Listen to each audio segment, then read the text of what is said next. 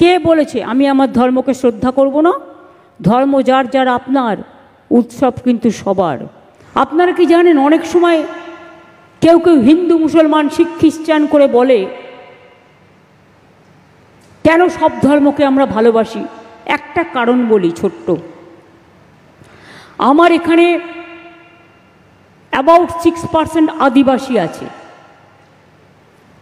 তপশিলি ভাই বোনেরাও আছে অ্যাবাউট 25%, মাইনরিটিরা আছে অ্যাবাউট 33%, ওবিসিরা আছে, বাদ বাকি টোটালটাই জেনারেল কাস্ট। এবার আপনারা আমাকে বলুন তো, ইন্ডিয়া ব্ল্যাকলিস্টেড হয়েছিল কেন জানেন? ইন্ডিয়া গভর্নমেন্ট, একজনের পোলিও হয়েছিল, সেটা হাওড়ার ওই ডোমজুর এলাকার কোনো একটা জায়গায় হবে।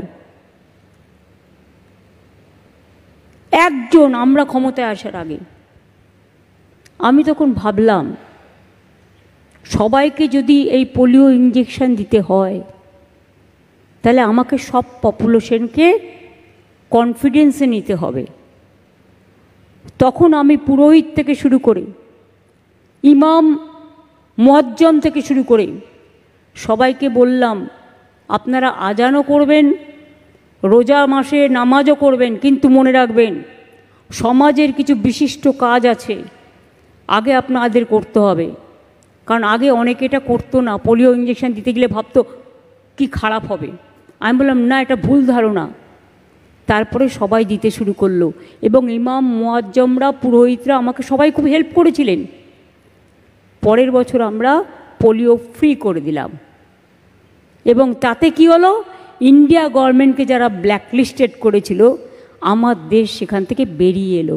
এটা গর্ব করার মতো জিনিস না? গর্ব করার মতো জিনিস নয়। একবারও কি ভেবে দেখেছেন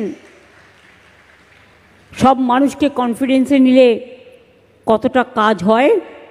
কে বলেছে আমি আমার ধর্মকে শ্রদ্ধা করব না? ধর্ম যার যার আপনার, উৎসব কিন্তু সবার। সব মানুষকে মিলেমিশে একটা দেশ তৈরি হয়।